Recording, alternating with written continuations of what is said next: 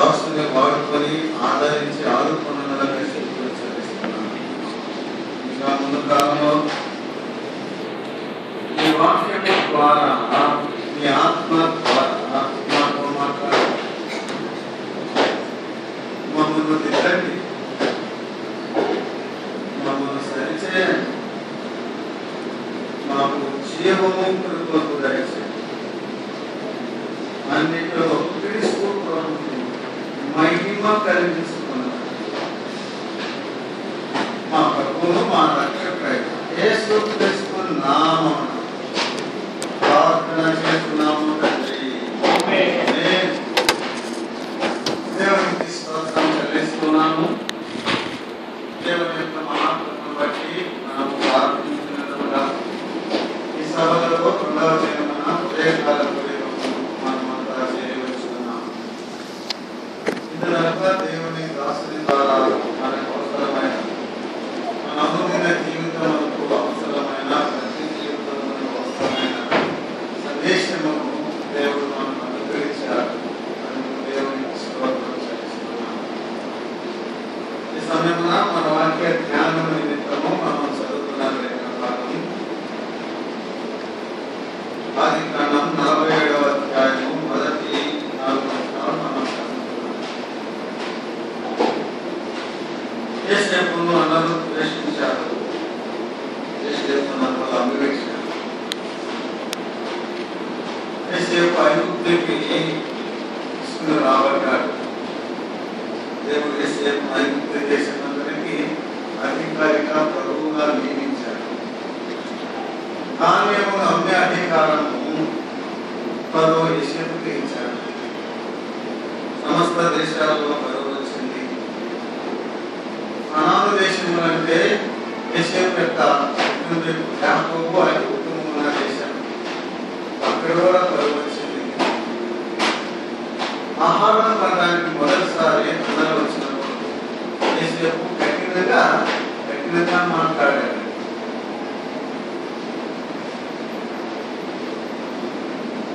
రెండవసారి వచ్చినప్పుడు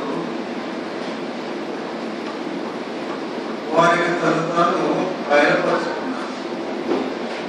మీరు అమ్మేశ్వరు నేనే అన్నారు. ఆదికాండము 50వ అధ్యాయము 21 వచనం కూడా చదువుతున్నాను. ఆదికాండము 50:21. కాబట్టి భయపడకు, నేను మిమ్మును మీ పిల్లలను పోషించదనని చెప్పి వారిని ఆదరించి వారితో ప్రీతిగా మాట్లాడెను. కఠినంగా మాట్లాడిన వాడే ఎవరికి ఎలా మాట్లాడాడు చెప్పండి? ప్రీతిగా మాట్లాడెను.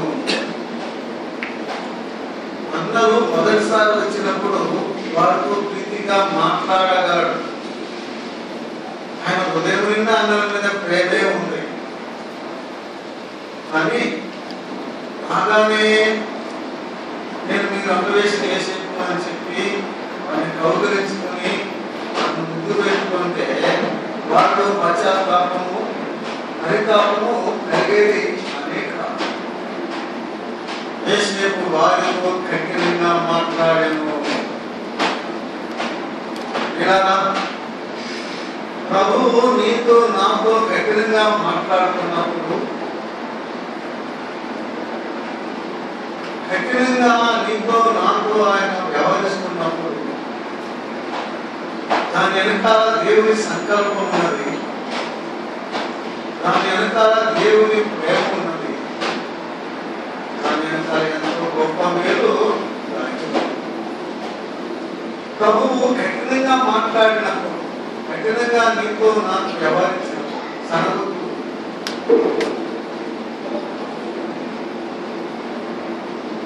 ఇంకా ప్రభు పాదాల మీద పడినా ఇంకా ప్రభు కఠినంగా మాట్లాడిన వాడే ఎలా మాట్లాడండి? ప్రీతిగా మాట్లాడాను. ఆయన చేసే పనులకు కఠినంగా మాట్లాడటం ద్వారా వారిలో గొప్ప మార్పు వచ్చింది. నేను చదువుకునే అధ్యాయం ఆనాడు మన సహోదరుడు బ్రతిమలాడిన మనము అతని మాట వినలేదు. ఆనాడు మనం చేసిన దాన్ని ఈనాడు మనము అనుభవిస్తున్నాము అన్నారు. పశ్చాత్తాపం కలిగింది. రెండవసారి వచ్చినప్పుడు నన్ను తాను బయలుపరుచుకున్నాను. నేను అన్వేషణ చేసేప్పుడు నేనే. నేను వెళ్ళి బరువును తీసుకువెళ్ళి మీరు నింటి తండ్రిని బండ్ల మీద ఎక్కించుకొని నా ఎదుగు రండి, నేను మిమ్మల్ని పోషిస్తాను. దేవుడు యాకోబుతో చెప్పాడు, నువ్వు ఐగుప్తుకు వెళ్ళడానికి భయపడదు, నువ్వు రెండు దేవునికి తోడుగా ఉంటాడు. యాకోబు దేవునికి బలియాలను కూడా అర్పించి ఐగుప్తు దేశాన్ని ఇచ్చాడు.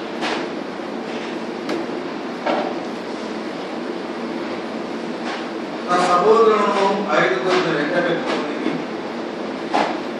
యోసేపు ఫరో యొద్దకు తీసుకుని వెళ్ళాడు. ఫరో యోసేపు యొక్క సహోదరులను చూసినప్పుడు మీ వృత్తి ఏమిటి అని అడిగాడు. కానీ 3వ వచనం, ఈ దాసులమైన మేము మా పూర్వీకులను గొర్రెల కాపురమని ఫరోతో చెప్పి, మరియు వారు కనాను దేశమందు కరవు భారముగా ఉన్నందున ఈ దాసులకు కలిగి ఉన్న అందరకు మేత లేదు కనుక ఈ దేశంలో కొంతకాలం వచ్చింది. అదే మన ధ్యానం. ఏమన్నారండి? అందరూ చెప్తున్నారు, ఈ దేశంలో చెప్పండి, ఈ దేశంలో కొంతకాలం వచ్చింది అన్నారు కదండి. ఎవరు? యోసేపు సహోదరుడు కదా. అది ఎంత వాస్తవం అండి. వారేనా? మరి నా సంగతి, నీ సంగతి, మన సంగతి ఏంటి? నేను చెప్పలేదా? ఈ దేశంలో ఎంతకాలం ఉంటామమ్మా చెప్పాలి. దేశంలో ఎంతకాలం ఉంటాం? ఈ దేశంలో కొంతకాలమే ఉంటాం. కలకాలం ఉంటాం, కొంతకాలమే ఉంటాం. ఇది ఎంత వాస్తవం అండి. నమ్మినోడైనా నమ్మనోడైనా కదండి, డబ్బున్నోడైనా డబ్బు లేనివాడైనా, ఆరోగ్యవంతులైనా ఆరోగ్యం లేనివాడు, ధనవంతులైనా ఎవరైతే ఈ దేశంలో ఎంతకాలం ఉంటాం? ఈ లోకంలో ఎంతకాలం ఉంటాం? ఈ లోకంలో ఉండేది నేను, నీవు ఉండేది కొంతకాలమే. చాలా విచారం ఏంటంటే, అది పెద్ద వేదాంతం సిద్ధాంతం అందరూ చెప్పుకుంటాం, అందరికీ తెలుసు. ఏది? ఈ లోకంలో కొంతకాలం ఉండేది. కానీ మన ప్రయాణం, మన పథకాలు, మన ఆలోచనలు అన్ని చూస్తే ఎంతో కాలం ఉంటామన్నట్టుగా ఉంటుంది. మన పనులు, మన చర్యలు, మన ప్లాన్లు, పథకాలు, మన స్కీములు అన్ని చూస్తే ఏముంటుంది చెప్పండి? ఎంతో కొంతకాలం, అది ఎంతో కాలం ఉంటామన్నట్టుగా ఉంటుంది. మన పనులు చూస్తున్నాం. సరే, దైవిగా ఉంటుంది. లోకంలో కొంతకాలమే మనం ఉంది. యెషయా గ్రంథము 52వ అధ్యాయము 14వ వచనం. యెషయా గ్రంథము 52:14. సత్య 52:14 చూచి ఏ మనిషి రూపము కంటే 52:14 52:4 దేవుడైన యెహోవా అనుచున్నదేమనగా, తాత్కాలిక నివాసము చేయుటకై పూర్వకాలమున నా జనులు ఐగుప్తులకు పోయి. నివాసం అంతా మాట చెప్పండి. తాత్కాలిక నివాసము. అనుడా, ఈ లోకములో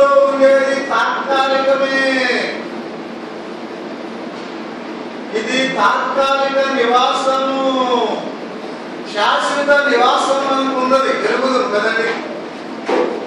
ఇది ఇక్కడ ఉండేది కొంతకాలమే. రెండవది ఇది ఏ నివాసం అని? ఇది దేవుడే చెప్పిన మాట. ఇది తాత్కాలిక నివాసం, తాత్కాలిక నివాసం. అసలు ఈ లోకం ఉండేది కొంతకాలమే. ఈ కొంతకాలంలోనే చెప్పండి, చాలా కాలంలో ఏమైపోయిందండి చెప్పండి. ఈ కొంతకాలంలోని చాలా కాలం ఇప్పటికే మిగిలిన కాలం తాత్కాలికం. మానవుని జీవితం గురించి బైబిల్ చాలా సంగతులు శ్రేష్ఠంగా చెప్తున్నది. అయితే నేను అవన్నీ చెప్పలేదు, కానీ ఆ 2-3 వచనాలు చెప్పించి నా మనసులో ఉన్నది నేను ఉంచాలని ఆశిస్తున్నాను. యోబు గ్రంథము 7వ అధ్యాయము 6-7 వచనాలు చదువుతున్నాను. మానవుని యొక్క జీవితాన్ని గురించి 2-3 వచనాలు చాలా ఉన్నాయి. 7వ అధ్యాయము 6-7 వచనాలని. ఆ జనములో నేతగాని నాడి కంటే బడిగా. యోబు గ్రంథము 6వ అధ్యాయం 7వ అధ్యాయము 6-7 వచనాలు. ఆ దినములు నేతగాని నాడి కంటేను బడిగా గతించుచున్నవి. నిరీక్షణ లేక బైబిల్ రాకపోతే కాపేసేయండి. ఆ మాటలు రాసుకొని ఇంటికి పోయి చదువుకోండి, ఎందుకంటే వినాలి. అందుకు నేను అంటున్నాను, నేతగాని నాడి కంటే ఒడిగా పరిగెత్తుందని ఉన్నాడండి. నేతగాని నాడంటే బట్టలు నేసే దగ్గరికి వెళ్ళారా, అందులో ఆ అటితో తిప్పుతా ఉంటుంది, తిట్లు అంటుంటే కదండి, అది ఎంత స్పీడ్గా వెళ్ళిందంటే అంత స్పీడ్గా వెళ్ళింది అనమాట. అంత స్పీడ్గా మానవుని దినాలు గతించిపోతున్నాయి. నిరీక్షణ లేక నీడ వంటిది ఏదయ్యా మానవుని ఒట్టి ఊపిరే, ఒట్టి ఊపిరి. యెషయా గ్రంథం 8వ అధ్యాయము, లేకపోతే యెషయా గ్రంథము 40వ అధ్యాయము 15 వచనం. యెషయా 40:15. జలములు చెద నుండి జారు బిందువు, జలములు చేర నుండి జారే బిందువులు వంటిది. జనులు త్రాసు మీద ధూళి వంటి వారు, దీపములు గాలికి ఎగురు. జలములు జారుచున్న జనులు జారుచున్న రాసులవి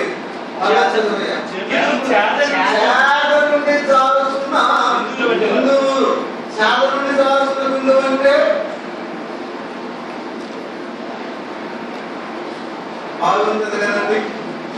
బాగులో మనం నీళ్ళు కోరుకోవడానికి బిందువు వేస్తాం కదండి. అది నీళ్ళిన తర్వాత మనం ఏం చేస్తాం, చేసుకుంటాం కదండి. కానీ ఆ కడవలో నీళ్ళు ఉంది, నీళ్ళని ఏం చేయబోతుంటాయి కింద మరి బాగా పడతాయి కదా పడవా. ఆ బిందువు లాంటివంట ఎవడాపగల్లో పడకుండా చేల నుండి జారని నీటి బిందువు లాంటిది. అంటే కింద పడిపోతా ఉంటాయి, అంతే, ఆపలేడు. నీటి చేల నుండి జారే బిందువు వంటిది. చెరువు త్రాసు మీద ధూళి వంటివా. త్రాసు మీద ధూళి అంటే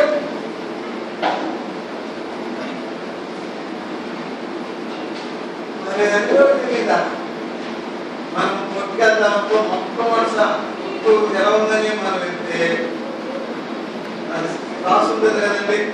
మనం తూకం వేసే ముందు ఆ రాసు మీద దుమ్ము ధూళి ఉంటుంది కదా. ఆయన ఏమంటారు, ఆయన ఏం చేస్తారంటే వారికి పువ్వు అంటారు. ఆ ధూళి వాడటానికి ఏం చేస్తారు చెప్పలే, పువ్వు అట్టుంటే ధూళి ఏమైంది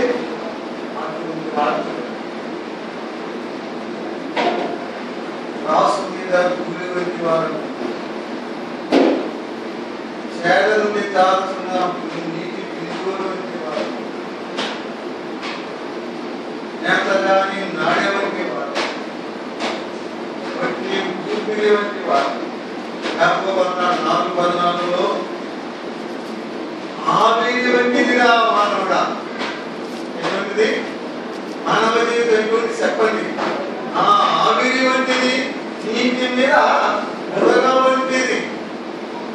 ఇంతలో కనబడి అంతలో మాయమైపోయే ఆవిరి, నీటి మీద బుడగ వంటిది, ఆవిరి వంటిది మానవుని జీవితం. కొంతకాలం ఉండడానికి మేము వచ్చాం. మా ప్రజలు తాత్కాలికంగా నివాసం చేయడానికి ఐగుప్తుకి వెళ్ళారు. పేతురు రాసిన మొదటి పత్రిక 1వ అధ్యాయం 24లో మానవుని జీవితం గట్టిని పోలినవారు, సర్వ శరీరులు గట్టిని పోలినవారు. వారి అందమంతి గడ్డి పువ్వులే, వారి అందమంతా గడ్డి పువ్వులే ఉంటది. గడ్డి ఎన్నుగు పువ్వు ఏమైంది? పువ్వు రాలును. గడ్డి ఎన్నుగు పువ్వు రాలును. ఎండిపోయే గడ్డి లాంటి వారు, రాలిపోయే పువ్వు లాంటిది మానవుని జీవితం. అలా ఆ మాట చెప్పి ఇది కాదు దేవుడి వారిని ధ్యానించాడు. ఈ లోకంలో ఎంతకాలం ఉండడానికి వచ్చాం చెప్పండి. అమ్మ మాట మనసు ఎంతకాలం ఉండడానికి వచ్చాం? కొంతకాలం. ఈ కొంతకాలంలో ప్రభువు నమ్ముకోకుండా పోయే కాలం చాలా ఉంది కదండి. ఆ తరువాత మిగిలిన ప్రభువు నమ్ముకున్న తర్వాత జీవితంలో ఆ కొంతకాలంలో చాలా పోయింది. ఇక ఎంత అయింది? ఇక ఏమైంది చెప్పడానికి? అది మిగిలిన కాలం. దాన్ని శేష జీవితం అంటారు. మిగిలిన కాలం. ఈ కొంతకాలంలో నీవు నేను ఎలా జీవిస్తున్నామో,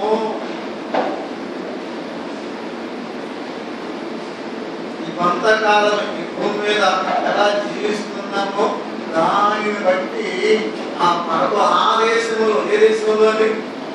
ఆ పరలోకం ఆ దేశంలో నీకు నాకు స్థానం, బహుమానాలు, జీతాలు ఇవ్వబోతున్నాడు ప్రభు. ఎంతకాలము? ఈ కొంతకాలంలో మరి కొంచెం కాలం.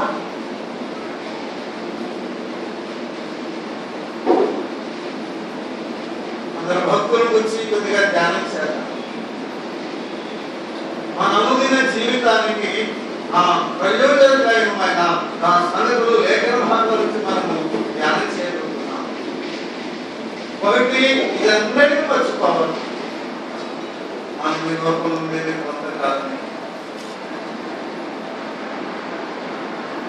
యోబు భక్తుడు అన్నాడు 26వ అధ్యాయము 5-6 వచనాలు చదువుకున్నాను. 26వ అధ్యాయము 5-6 వచనాలు చదువుకున్నాను. వాటి నివాసం కేంద్రంలో ఉండు ప్రేతలో వెళ్తున్నాడు. ఆయన దృష్టికి పాదాలము తెరవబడి ఉన్నది. నాశన కోపము పట్టబయలుగా ఉన్నది. సూర్యమండలము పైన ఉత్తర దిక్కునున్న ఆకాశ విశాలమును ఆయన పరిచయం. సూర్యం పైన భూమిని వేలాడ చేశాడు. 5వ వచనం ఆయన 26:5 జలముల గ్రంథము 26:5 నేను చెప్పింది. యోబు గ్రంథం 26:5 జలముల గ్రంథము అదేనా? అంతే. వాటి నివాస గ్రంథంలో ఉండు. 26:5 అదేనా? యోబు గ్రంథం అయ్యా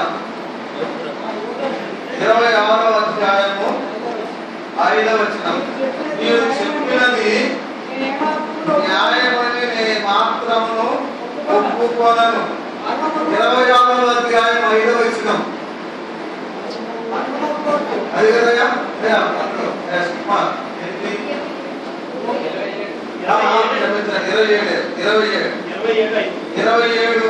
మీరు చెప్పినది న్యాయమని నేనేమాత్రము ఒప్పుకోనను. మరణమగు వరకు నేనెంత మాత్రము యథార్థతను నా నీతిని గట్టిగా పట్టుకుంటా, నా పర్వతాల శిష్యులు నా హృదయమును నిందింపదు. ఈ కొంచెం కాలమే మనము యోబు మాటలు మన లేడు, యోసేపు అందరు లేరు. మన అభివృద్ధి మాటలో చెప్పుకున్నాం, యోసేపు ఊరోళ్ళు ఎవరు లేరు. యోసేపు ఊరోళ్ళు, యోసేపు స్నేహితులు కూడా ఎవరు లేరు. ఎందుకు నువ్వు ఇప్పుడు ఉన్నావు, ఏంటి నువ్వు ఎందుకు చేసుకున్నావు, చేసే పని ఏంటి అని గద్దించేవాళ్ళు లేరు, హెచ్చరించేవాళ్ళు లేరు. అని ఎందుకు పారిపోయాడు? దేవుని భయం ఉంది. దేవుని భయం ఉంటే ఇంటి దగ్గర ఉన్నా, ఊళ్ళో ఉన్నా, కాలేజీలో ఉన్నా, ఎక్కడున్నా, అమెరికాలో ఉన్నా కాపాడు. దేవుని భయం లేదంటూ ఎక్కడున్నా చెప్పండి, ఇంట్లో ఉన్నా, ఊళ్ళో ఉన్నా, ఎక్కడున్నా మీకు ఇష్టం. నేను దేవునికి భయపడవాడను. ఈ కొంచెం కాలమే, ఈ కొంచెం కాలం, ఈ లోకం ఉన్నంత కాలం దేవుని ఎందుకు భయభక్తులు కలిగి దేవునికి భయపడి జీవిస్తాం, దేవునికి భయపడి జీవిస్తాం, దైవ భయం కలిగి ఉంటాం.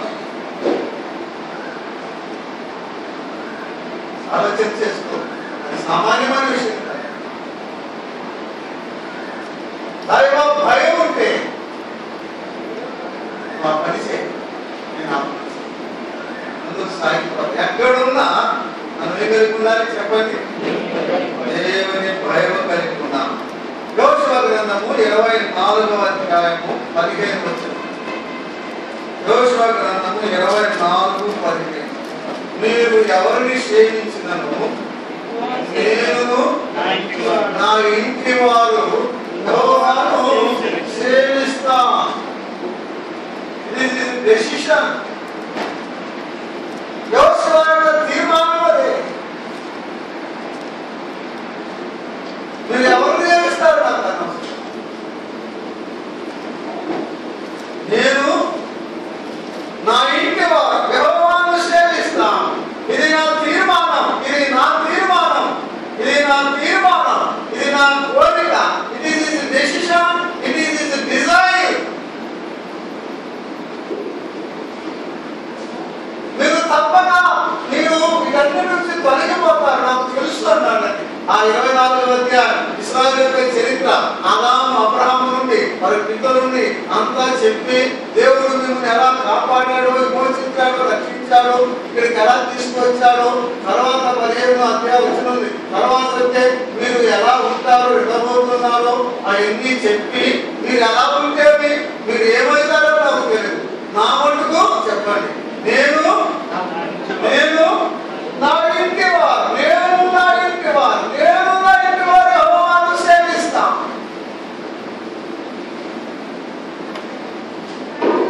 ఇప్పుడు మనం విపరీతమైన కాలంలో ఉన్నాం. దుష్టత్వం ప్రబలిపోయిన కాలంలో ఉన్నాం. లోక ఆకర్షణలు మెండుగా ఆకర్షించే కాలంలో ఉన్నాం. శోధనలు ప్రబలిపోతున్న కాలంలో ఉన్నాం. ఏది ఏమైనా సరే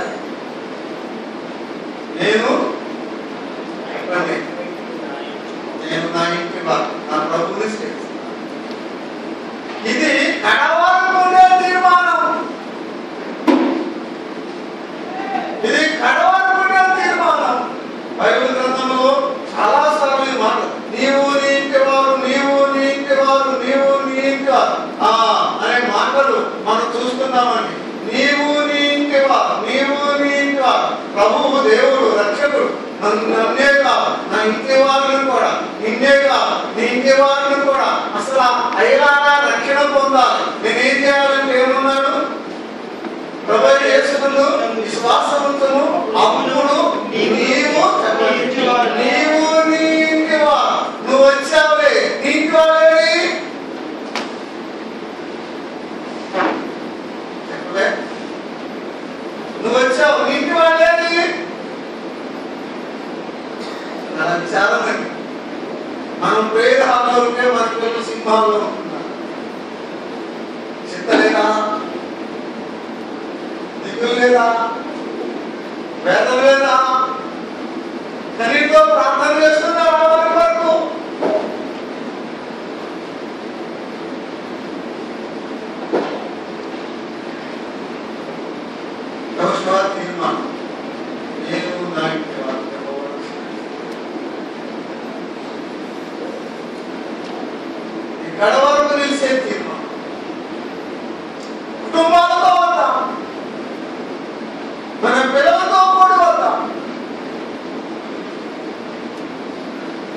ద్వితీయోపదేశకాండం చదువుకోండి, అసలు పాత నిబంధన చదవండి, కొత్త నిబంధన చదవండి. హౌస్ అని ఒక విశేషమైన పుస్తకం రాశాడు. ఇంగ్లీష్ లో వచ్చిన వాళ్ళు చదువుకోండి, ఎంతో విశేషం. అయా సోదరుడా సోదరి, నువ్వు ఒక్కడవేనా? వారు నమ్ముకున్నారు, నువ్వు ఒక్కడవేనా? ఇంటి వాళ్ళతో కూడా వస్తున్నావా? ఇదిగో నేను దేవుడు నాకు ఇచ్చిన పిల్లలు అనే మాట యెహోవా చెప్పిన మాట. ఇదిగో నేను దేవుడు నాకు ఇచ్చిన పిల్లలు. ప్రభు నిన్ను గురించేగా, నీకెవరు అందరి గురించి, నీ పిల్లల గురించి, రాబో తరాల గురించి ద్వితీయోపదేశం నీవు, నీ పిల్లలు, నీ పిల్లల పిల్లలు అనే మాట ఉంటుందండి. ద్వితీయోపదేశ కాండంలో నీవు, నీ పిల్లలు చెప్పండి, నీ పిల్లల పిల్లలు.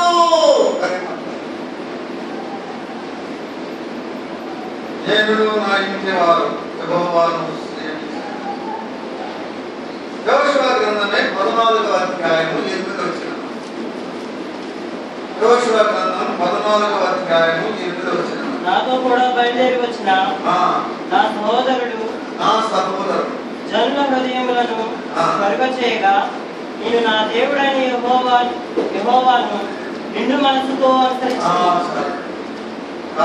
చెప్పిన మాట,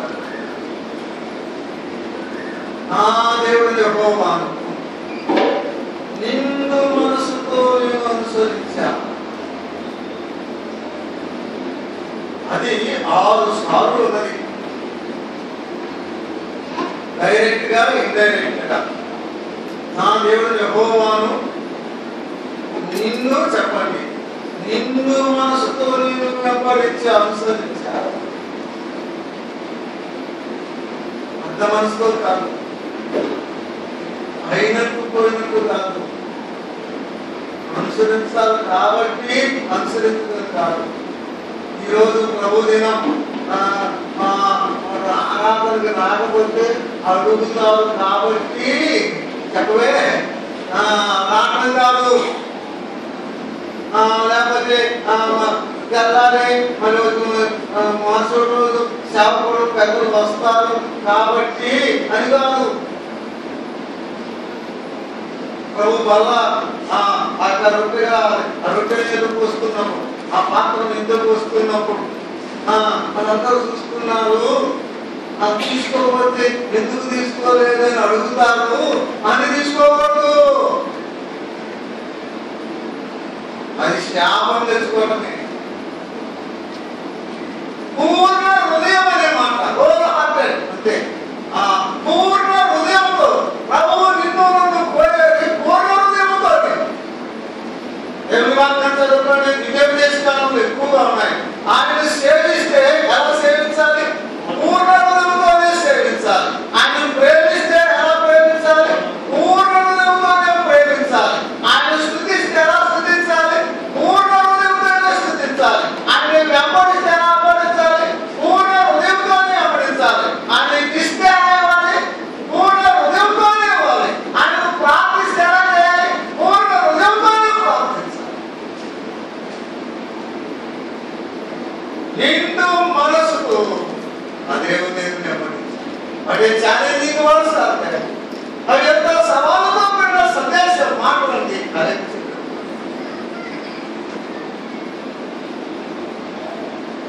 నిమిషం ఆలోచన చేస్తున్నాం. మనం అన్ని ఏది చేసినా పూర్ణ హృదయంతో చేస్తున్నామా? అర్థ మనసు కాదు, 3 మనసుతో కాదు, 99 మనసుతో కాదు, నిండు మనసుతో అదే నేను వెంబడించాను. ఒక రోజు కాదు, 2 రోజులు కాదు. ఆయన అన్నమాట, ఆనాడు నాకు ఎంత బలమో ఈనాడు కూడా నాకు, ఆనాడు నాకు ఎంత బలమో ఈనాడు కూడా నాకు ఎంత బలం ఉన్నది. ఆయనేమో నేను నా ఇంటి వారి యెహోవాను సేవిస్తాను, మరొక ఆయన నా నిండు మనసుతో నా దేవుని వెంబడించాను.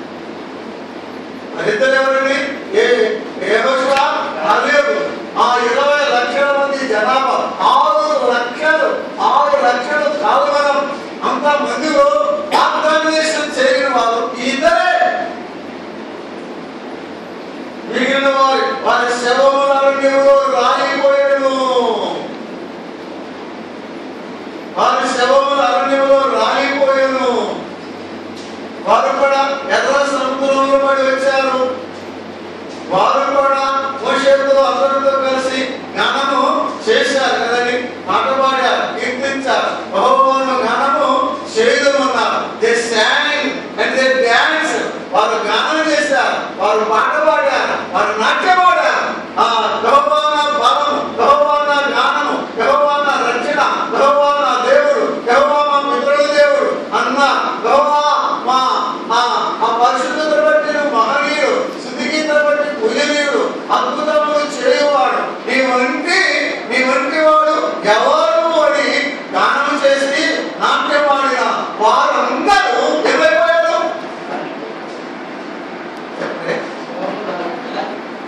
శవములో రాలిపోయి ఇద్దరి వాగ్దానం దేశంలో ప్రవేశించారు. ఎంతకాలం ఉంటాం ఈ లోకంలో? ఇది మర్చిపోవద్దు. ఎంతకాలం? ఈ కొంతకాలము దేవుని, ఈ కొంతకాలము ప్రభుని పూర్ణ మనసుతో, నిండు మనసుతో వెంబడిద్దాం, నిండు మనసుతో సేవిద్దాం, నిండు మనసుతో స్తుతిద్దాం, నిండు మనసుతో ప్రేమిద్దాం. లోకము ఉండేది కొంతకాలమేనా? ఎప్పటికైపోయింది చాలా కాలం. ఒక మహిమ కొరకు జీవితం మనం ముందుకు సాగిపోతున్నామండి.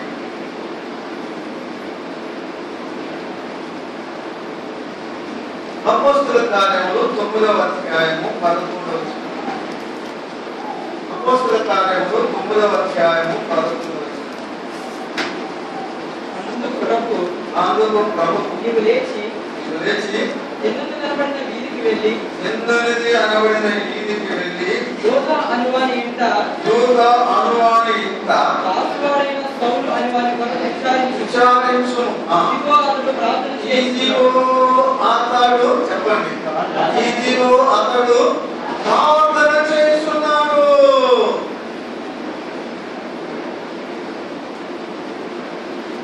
సరే, కొంతకాలం మనం ఏం చేయాలి చెప్పండి? ఆ మాటలు బట్టి చెప్పండి, ఏం చేయాలి? ప్రార్థన చేద్దాం. ఈ కొంతకాలం సమయమును పోనీయక ఏమన్నాడు? సత్యం దినములు చెడ్డమే కనుక సమయమును పోనీయక ఏమన్నాడు?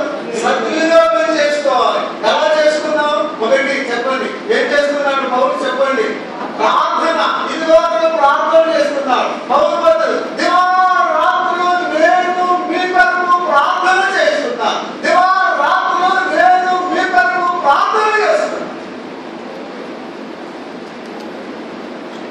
ప్రార్థన అంశాల గురించి మాట్లాడేదానికి యోగ్యులు కాదు.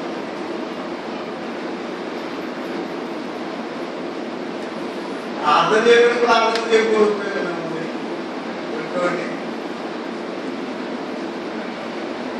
వారాత్రుల్లో నేను మీ కొరకు ప్రార్థన చేస్తాను.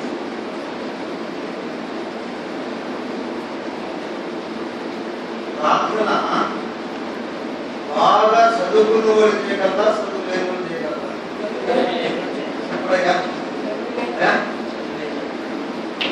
చేయగలరా? చేయగలరు. ఎవరు ఊకారు? ఎవరు చేయగలరు?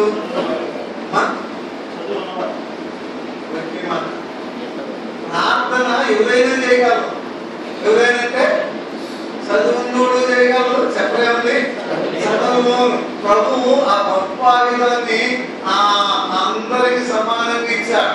దాన్ని ప్రార్థన చేయడం చదువు అక్కర్లా. బైబిల్ కాలేజీ అసలు బైబిల్ కాలేజీలో ప్రార్థన నేర్పరు. బైబిల్ కాలేజీలో పోతే ప్రార్థన నేర్పరు. శిష్యులు అడిగారు, మాకు ప్రార్థన చేయ నేర్పమని, మాకు ప్రార్థన చేయ నేర్పమని. ఇలా చదువు తిరిగి కాలేజీ అక్కర్లేదు, చదువు అక్కర్లేదు, భాష అక్కర్లేదు, విద్య అక్కర్లేదు, జ్ఞానం అక్కర్లేదు. నీ మాటలే, నీ భాషలే ప్రభు సన్నిధిలో చెప్పుకో. ఆ చిన్న మాటలే, ఆ మోటి మాట, వచ్చి రాని మాట ప్రభువుకి చెప్పుకో. ఎవరైనా చెప్పుకో, ఎవరైనా చేయొచ్చు, ఎప్పుడైనా చేయొచ్చు, ఎక్కడైనా చేయొచ్చు. అవునా కాదా? ఎప్పుడైనా చేయొచ్చు, ఎక్కడైనా చేయొచ్చు. చెప్పండి. ఒక ఆయన అన్నాడు, వంటొండుతూ కూడా చేయొచ్చు.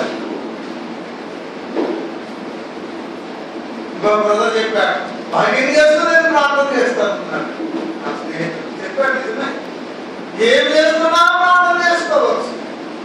బస్సులో చేయొచ్చు కదా, ఇంటిలో చేయొచ్చు.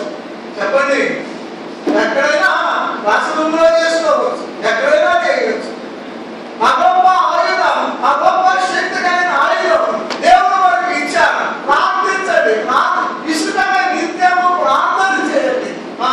ఇష్టంగా నిత్యము ప్రార్థన చేయండి. అసలు శిష్యులు మాకు అద్భుతాలు చేయడం నేర్చుకొని అడగలేదండి. గాలి శ్రీమోన్ అనేవాడు వచ్చి డబ్బు పెట్టి నేను ఎవరి చేతి మీద చేతి పెడితే అద్భుతం జరిగేటట్టుగా వరం ఏమున్నాడు కదండి. ఎవరు వాడు? వాడు కారణి. ఈ రోజేమో దేవుని సరిగా లేదు అన్నాడు. శిష్యులు వచ్చి అద్భుతాలు సూచికలు మహత్కార్యాలు చేసే శక్తి ఉంది. యోహాను మన శిష్యులకు ఏమి నేర్పాడు? ప్రార్థన నేర్పాడు. మాకు కూడా ప్రార్థన చేయండి. ఎక్కువగా ప్రార్థన గురించి చెప్పుకుంటాం, తక్కువగా చేసేది ప్రార్థన.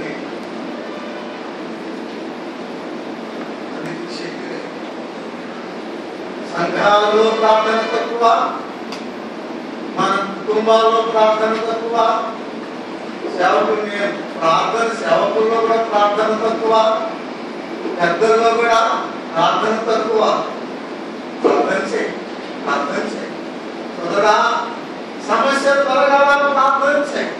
నీ బిడ్డలు రక్షించబడాలా? ప్రార్థన చేయి. నీ భర్త రక్షించబడాలా? ప్రార్థన చేయి. నీ భార్య రక్షించబడాలా? ప్రార్థన చేయి. ఈ కష్టాలు త్వరగా ప్రార్థన చేయి. ప్రభువుకి ఇష్టంగా ఉండాలా? ప్రార్థన చేయి. ప్రతి శోధన మీద జయం పొందాలా? ప్రార్థన చేయి. ఉండేది కొంతకాలమే, ముసల్మాన్ ముచ్చట్లో కాదు, ప్రార్థన చేయి. ఆ ఇంటికి పోయి, అక్క ఈ అమ్మాయి అంతగా నీకు తెలిసిందా? ఆయుధాలు ఏం చేయాలి? ప్రార్థన చేయి. కొంతగా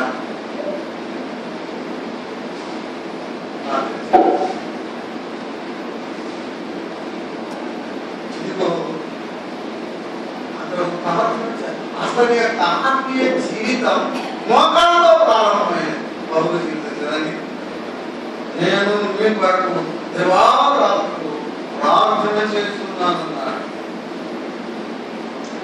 ఫిలిప్పీయులకు రాసిన పత్రిక 1వ అధ్యాయము 21వ వచనం చదువుతున్నాను. 1:21. నేను అయ్యా ఈ రాసుకున్న నేను రాసుకోవచ్చు, ఎంతైనా ధ్యానం చేయలేదు. ఈ కొంతకాలము ఎలా మనము ప్రభు కొరకు ఉండాలి కదండి. ఈ కొంతకాలం కొన్ని తీర్మానాలు చేసుకుందాం.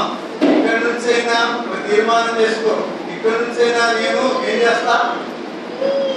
సమయం చెప్పండి. ఇక్కడి నుంచైనా నేను ప్రార్థన చేస్తా. మా సత్రయ్య నేను బ్రతికితే నేను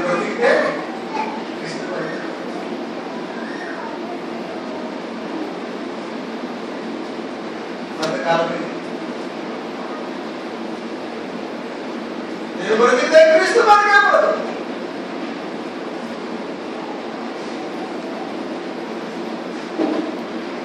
ఆలోచన చేసుకుందాం.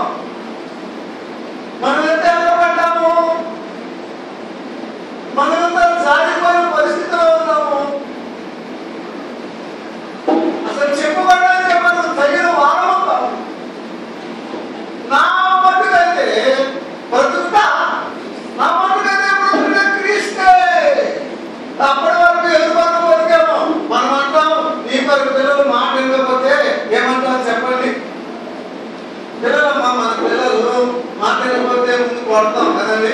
లేకపోతే గర్దిస్తాం, పడతాం, ఏడుస్తాం, నిన్నే చెప్తాం.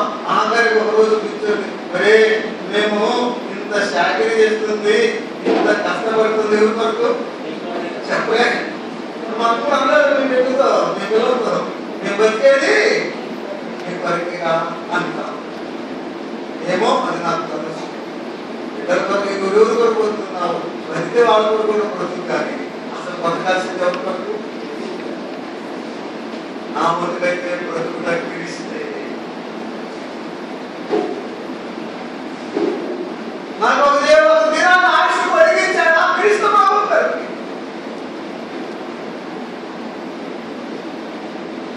మనకు కనిపించాడు ఆ క్రీస్తు ప్రభు గారికి. అసలు ఈ లోకంలో నేను అందుకుంటానంటే క్రీస్తు ప్రభు మనం బ్రతకడానికే లేదు.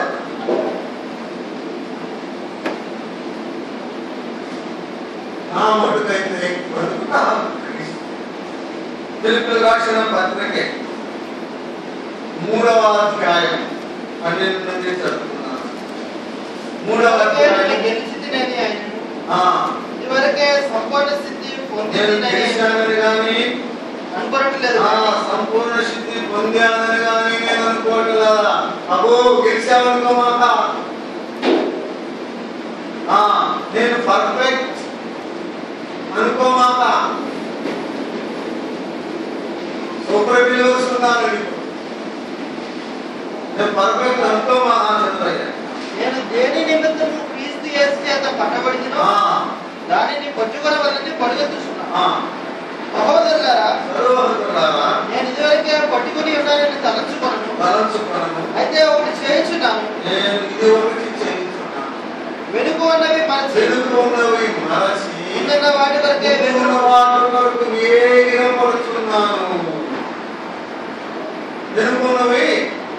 వెనుకున్నవి మరచి ముందున్న వాటి వరకు ఏమన్నాడండి? వేగర పడుతున్నాను. వెనుకున్నవి ఏమిటి? ఎన్నో